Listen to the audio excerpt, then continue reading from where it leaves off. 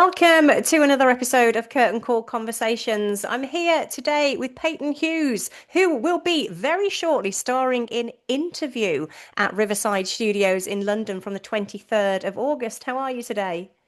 I'm great, thank you. How are you? Good, I'm really well. It's great to talk to you. I mean, this play it sounds fascinating. It's just a two-hander. So I think it's probably best that you tell us all about the show. Oh my goodness, I would love to. It is a two-hander. Yes, it's the first one I've ever done. Super Great. exciting. It is based on a cult Dutch film, also called Interview, that Steve Buscemi and Sienna Miller did an American sequel to, a remake of, um, in the early aughts. And the adapter and director, Tunke Vanderslice, and I met working through an exchange program at the Old Vic about 15 years ago. Oh, wow. Not quite, and had kept in touch and had been looking for a project to tackle together.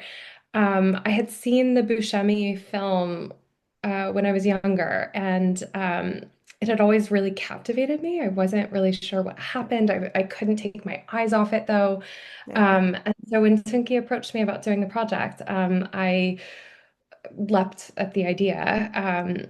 And we have taken the original film and sort of adapted it for modern day and brought it into the influencer culture world, Hmm. um, alongside the sort of journalism who's calling out fact and fiction um, conversation these days that we're having about what is truth and what is narrative. Yeah, yeah. I mean, you're obviously sort of in rehearsal process at the moment. So how is that going? I mean, obviously with just two performers, do you find it a great process to go through with just two, or do you really enjoy sort of an ensemble piece? I mean, what are the differences between the two? It's so funny you're asking me this question today, because Bobby and I were having lunch like on this little terrace in our rehearsal studio, and today was the first day that the cast of As You Like It with Harriet Walter kind of came out, and they have maybe 20 people in their cast, and they all sort of like made a group lunch table, and they were so happy and taking pictures and everything, and we were just sitting there, and we were like, this is the one thing that we miss about being in a big cast, Yeah. is that like, party lunch hour kind of big troop. Yeah. But in general, it's this is a new experience for both my co-star Robert Sean Leonard and me. Neither of us have ever done a two-hander, and it's I was definitely very nervous until I met him. Okay. And then just immediately I was like, oh, thank God, nothing to be worried about. Like best person in the world. And Yeah. I really couldn't imagine doing this process with anyone else, actually. It's been a gift in so many ways. Yeah. It's been such a pleasure and a privilege to be able to wake up in the morning and be excited to go to work, Hmm. and just to sort of really just have this three-handed kind of creative conversation about how to tell the Hmm. story. Yeah. Um, so it's been really fun, and yeah, I've loved every second of it. Great, sounds brilliant. I mean, it's sort of talk me about sort of learn lining for you because I always find it fascinating. I mean, my memory is terrible, and I would imagine like a two-hander, you have quite a lot of dialogue to remember. So how do you do that, sort of to get it in your head?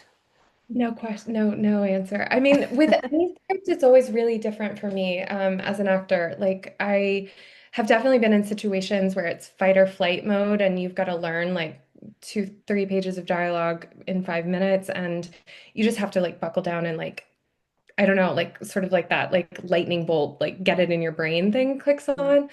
on. Other times I will have writing that like stays with me forever. It's so funny. I could like pop into little bits from plays I've done all over the place or films, just depending. With this script in particular, line learning has definitely been a little tricky. I think one, Tunki is doing some rewrites Mm. during this process.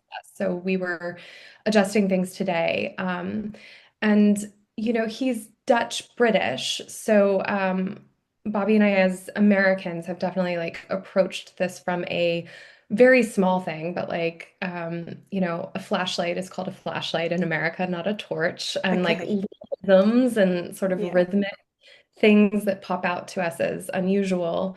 But there's such a musicality to Tunke's writing and way of crafting words that sometimes it's super easy to drop into, and then other times for whatever reason, I will just like not be able to get a line Yeah. down. So I'm kind of, we still have like, you know, a week and a half before performances. So I'm totally Yeah. fine. But it's definitely been a little bit trickier than I was expecting and than I normally experience learning a Sure. new script and a new piece. Sure. I mean, and Um, sort of as you mentioned there, it's, the date of the opening is coming pretty soon. I mean, how do you feel sort of in sort of previous jobs, I guess, of your first night performing a show that you've, rehearsed and rehearsed, and what are your feelings going onto the stage and uttering your first line? How do you feel? Um, I feel great. Working with Robert Sean Leonard, the only thing I need is him on stage. Like Okay. I we just have each other, and um I definitely have been in shows. I had one show that I did that I did not walk on with my full costume and clothes on stage until opening night. Okay. So I've definitely been in some tight, tense moments with the rehearsal process where, Yeah. time is a privilege, and everyone works so hard to put a show up, and sometimes you're just putting the elements together and you just don't have enough time to like Yeah. practice the change or get a new wardrobe person in or whatever it is. And so this show is definitely like there's a lot of technical elements to it, but I'm feeling like everyone is working really hard to make sure that Bobby and I are very prepared to attack them. Hmm. Um, and yeah, I don't quite know exactly what everything's going to look like yet, Yeah. but I've never felt less anxiety about Okay. being able to attack it and Yeah. deliver something fabulous. Sure. Yeah. Yeah. It's a really cool place to be. We've just had so much fun bringing this to life. Yeah. Have you sort of been to the Riverside Studios before at all? I went out. I was here about 6 weeks ago. I have some very dear friends here, and I was visiting, and so I did pop out Okay. just briefly to see the theater, and it's amazing. I've never seen a show there, unfortunately, Hmm. uh, but yeah, I'm really excited. It's such a beautiful neighborhood and setting right on the Sure. Thames. Yeah, So yeah, it's lovely, absolutely. So let's talk about sort of you and your sort of early career. Was performing always going to be the thing that you wanted to do?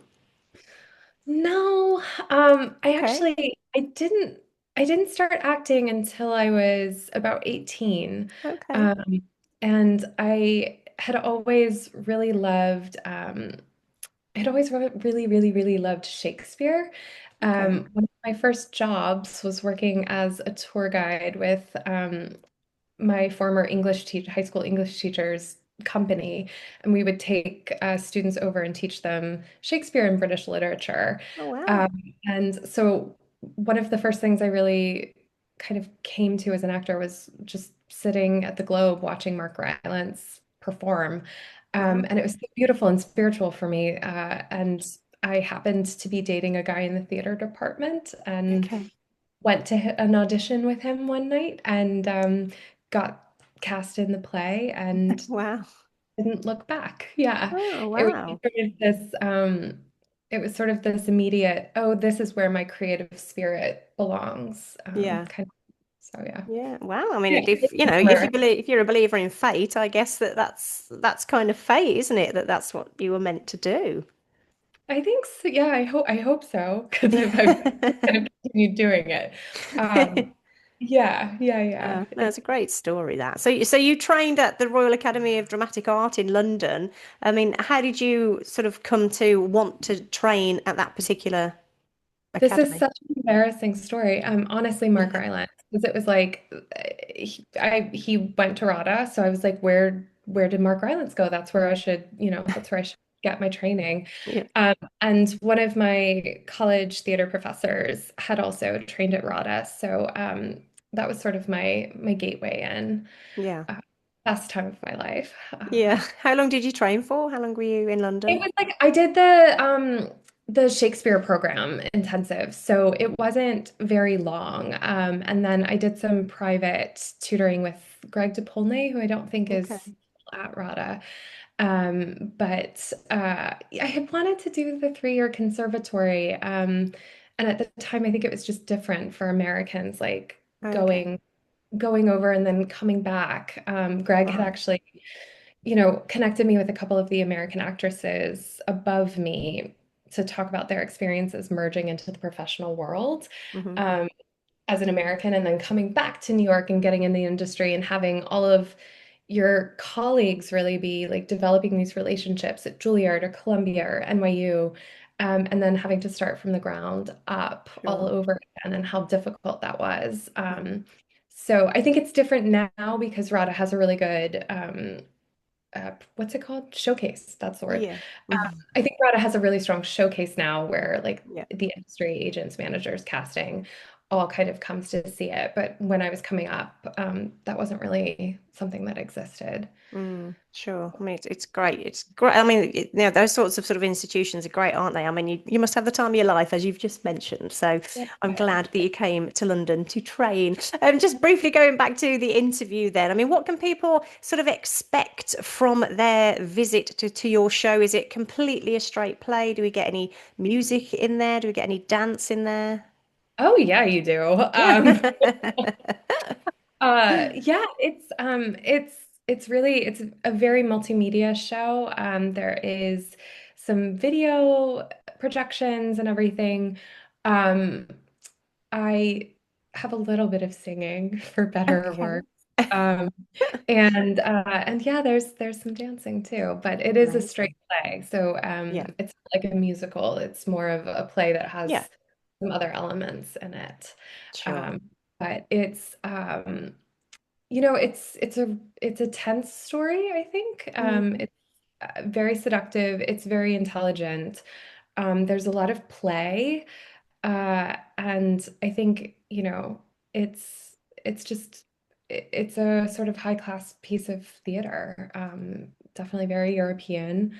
yeah. Um, and yeah, it's been really exciting. Yeah. So It's hopefully it'll be a thrill. yes. Yeah. I imagine it will be. So it's on from the 23rd of August, running through to the 27th of September. I'll pop on the next slide where people can get their tickets from. But thank you for your time today. It's been a pleasure to chat to you, and Ah, wishing you all the best with the show. thank you. You're Appreciate you. very welcome. Take care.